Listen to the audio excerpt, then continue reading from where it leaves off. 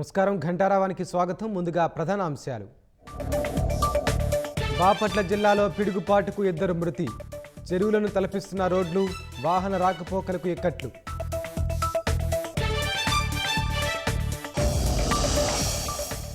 రాష్ట్ర వ్యాప్తంగా అకాల వర్షాలతో అప్రమత్తమైన ప్రభుత్వం. తాగునీరు, విద్యుత్ సరఫరాకు ఆటంకం లేకుండా చూడాలని ఆదేశం.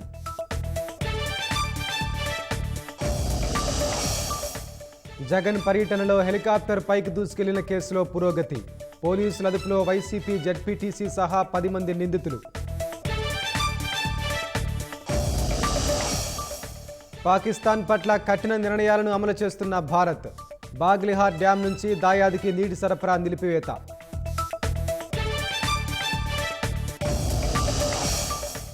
భారత్లో ఇమ్రాన్ ఖాన్, భుట్టోల ఎక్స్ ఖాతాల నిలిపివేత. తప్పుడు సమాచార వ్యాప్తి చేస్తున్న కారణంతో కేంద్రం నిర్ణయం.